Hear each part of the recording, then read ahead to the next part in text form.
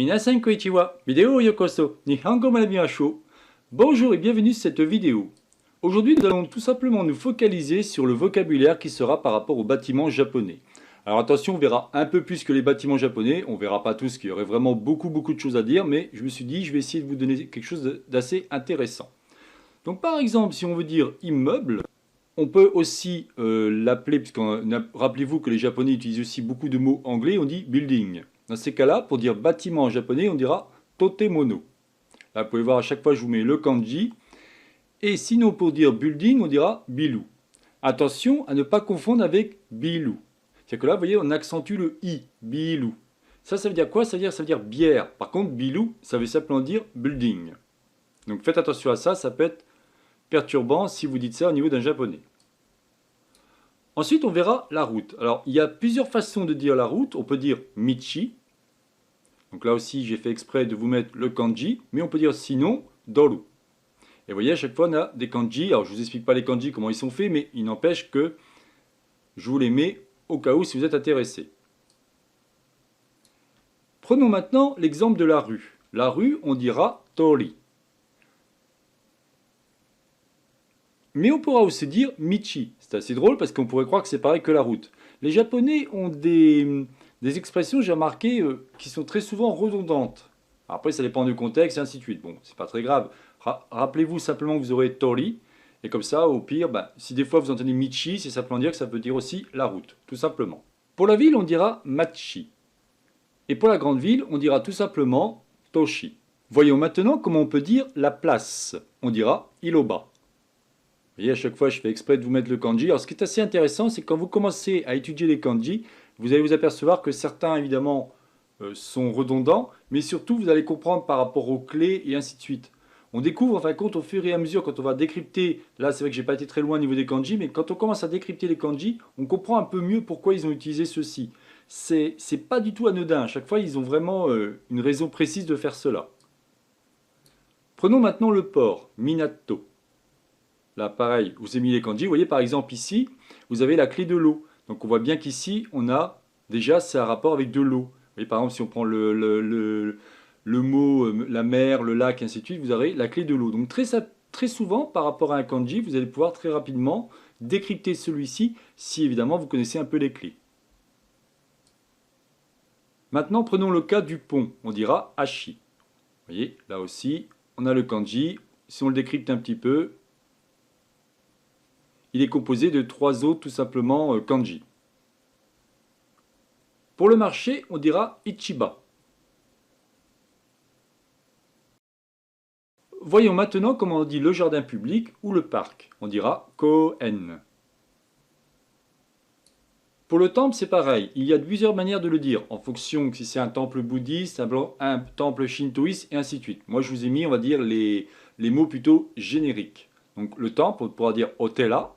Vous voyez, à chaque fois, je vous mets le kanji, ou alors on pourra tout simplement dire jin. Là aussi, vous avez deux kanji qui vous expliquent les choses. Le o, c'est très souvent un o honorifique. Vous le dites par exemple quand vous dites ocha kudasai, ça veut dire pourrais-je avoir du thé s'il vous plaît. On dit le ocha. Vous voyez, on emploie le o. Mais on n'est pas obligé. On peut dire cha kudasai. Il n'empêche que le o est très souvent honorifique et les Japonais aiment bien cela. Les Japonais, comme je vous dis, sont à la fois bouddhistes, shintoïstes, mais il y a aussi évidemment des catholiques. Donc on dira dans ces cas-là kyokai, pour tout simplement l'église. Dans le cas de la bibliothèque, je vous avais déjà énoncé ce mot, on dit toshokan. Alors là, c'est assez intéressant. Vous pouvez voir ici qu'on a le kanji, on pourrait appeler ça des mesures. À côté, vous avez le kanji par rapport à l'écriture. Et ici, vous avez un kanji, on pourrait, c'est par rapport à la marchandise ou des choses comme ça. Bon, je vous en dis pas plus, mais encore une fois, quand vous commencez à savoir décrypter les kanji, vous verrez que c'est beaucoup plus facile pour comprendre cela. Bien évidemment, tous les mots que je vous donne, en l'occurrence par rapport à ce vocabulaire, vous allez pouvoir l'insérer dans toutes les phrases qu'on a pu voir ensemble et commencer à construire. De toute façon, je ferai bientôt un exemple concret avec différentes phrases pour qu'on puisse mettre cela dedans et que vous ayez quelque chose d'un peu plus croustillant.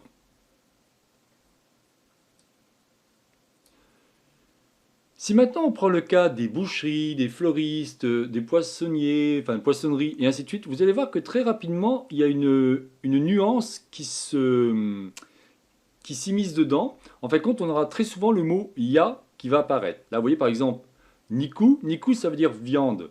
Et si on dit nikuya, ça veut simplement dire la boucherie. Vous voyez, c'est assez simple, mais les Japonais sont assez ingénieux d'avoir tout simplement rajouté ya pour dire. Alors, on peut dire aussi, par rapport à un magasin, on peut dire mise, mais on peut dire aussi ya. Là aussi, ça dépendra comment celui-ci va être formulé. Si je prends le cas maintenant de la boulangerie, bah, le pain, on dit pan, donc eux ils diront tout simplement panya. Et vous voyez, on le retrouve bien ici. Alors là, je l'écris en hiragana avec le kanji, mais vous pouvez évidemment le retrouver ici où c'est marqué en katakana. Vous voyez, c'est marqué panya. Dans le cas du fleuriste, puisqu'une fleur se dit hana, on dira tout simplement hanaya. Vous voyez, tout simplement. Le cas de l'horloger, bah, une montre se dit toke. Rappelez-vous, je vous avais expliqué tout simplement par rapport à l'heure, comment on disait quelle heure est-il et ainsi de suite, et à chaque fois, je vous présentais une montre. Et bien, en fin de compte, dans ce cas précis, on va tout simplement utiliser toke et on mettra ya, ce qui fera tokeya. Il va nous rester la librairie, donc la librairie, dans ce cas précis aussi, on aura le livre, hon, et on dira honya. Vous voyez, on a bien ici le livre. Alors, si vous enlevez tout simplement, là je vous montre avec une flèche, la petite barre du bas, ça ferait un arbre. Et en fin de compte, le kanji, quand ce kanji, il y a une toute petite barre en bas, ça veut dire que c'est un arbre qui est coupé. Donc en gros, c'est une feuille. Je vous dis, c'est très imagé, mais au bout d'un moment, quand vous commencez à comprendre les kanji, vous dites ah ok, ça veut dire ça, et c'est plus rapide pour vous pour comprendre. Moi, j'avoue qu'au bout d'un moment, j'ai plus envie d'avoir les hiragana ou katakana, je préfère directement avoir les kanji, parce que dès que vous les connaissez, bah, ça va beaucoup plus vite pour traduire. Et le dernier, on dira donc banque, ça se dira tout simplement ginko. Donc là aussi, j'ai fait exprès de vous mettre les kanji, vous pouvez le voir ici. Alors ce qu'il faut, si vous êtes vraiment intéressé par rapport au vocabulaire, parce que je vous dis, je reprends un peu ce que j'ai fait sur mon site web, mais de manière un peu différente, un peu plus agréable, on va dire. Il n'empêche que je vais vous montrer, vous pouvez récupérer différentes informations. Dans le cas précis, par rapport, on va dire, à tout ce qui est... c'est vrai que je ne vous ai pas dit, par exemple, restaurant, on dit le suntolan. Ça, vous allez pouvoir retrouver différentes choses sur mon site internet. Je vais vous montrer de ce pas. Donc il vous suffira tout simplement de taper japonaispourtous.free.fr. Attention, c'est un site non sécurisé, hein, c'est tout simplement à cause de la carte bleue. Mais moi, j'ai pas de carte bleue, donc pas de souci. Mais bon, je vous le dis au cas où si votre navigateur vous embête par rapport à ça. On va aller ici où c'est marqué tout simplement les bases. Et dans notre cas, on va regarder commander ce repas. Là aussi, je reviendrai dessus, mais vous voyez, vous avez différentes informations qui vont vous donner au cas où, si vous voulez par exemple McDo, alors après vous avez l'argent et tout ça, j'y reviendrai, mais si vraiment vous êtes intéressé par rapport au vocabulaire, moi je vous conseille de regarder un petit peu mon site internet. Vous avez donc savoir se présenter. Là, il n'y a rien d'extraordinaire. Vous avez ici l'expression temporelle, vous voyez. Donc on a différentes choses qui vous expliquent au niveau de la météo et ainsi de suite. Bon, je vous laisserai regarder, mais je voulais au moins vous parler de ça. Si par hasard vous êtes curieux et que vous voulez pas attendre, parce que je fais en général une vidéo par mois, j'aimerais en faire plus, mais croyez-moi, j'ai tellement de travail à côté que c'est très compliqué. Bon, voilà, je préfère vous le dire au cas où. De toute façon, je vous l'avais dit, je ferai une vidéo par mois, pas plus, mais j'essaye à chaque fois, j'aimerais vraiment en faire plus, hein, mais c'est pas évident. Voilà, écoutez, j'espère que cette vidéo vous a plu en ce qui concerne le vocabulaire japonais. Je ferai bien évidemment en sorte de vous faire différentes vidéos sur différents thèmes pour qu'au fur et à mesure vous ayez une meilleure connaissance du vocabulaire. Et bien évidemment après, je ferai en sorte de faire des phrases pour mettre cela tout simplement dans un contexte pour que vous puissiez l'employer si besoin, si vous côtoyez des japonais ou des choses comme ça. Parce que croyez bien une chose, lorsque vous apprenez une langue, le plus important dans la langue, c'est tout simplement le vocabulaire. Moi, j'ai appris différentes langues et je me suis aperçu qu'à chaque fois, si vous êtes capable de dire à quelqu'un, par exemple, vous cherchez la poste, vous cherchez le commissariat, alors je ne vous en ai pas parlé de tout ça, hein, mais il y aurait beaucoup de choses à dire. Hein. J'ai essayé de vous mettre entre guillemets les plus communs. Mettons, je sais pas, vous cherchez une boucherie, vous cherchez et ainsi de suite. Si vous savez dire ça, si vous dites par exemple Ginko Kudasai, automatiquement le japonais va comprendre et il pourra peut-être vous aider plus facilement. Si par contre vous dites je cherche quelque chose mais vous ne savez pas comment dire, ce sera beaucoup plus compliqué. Donc vraiment le vocabulaire est super important. Voilà, écoutez, donc je vous souhaite une bonne journée et à la prochaine vidéo. Jamatane!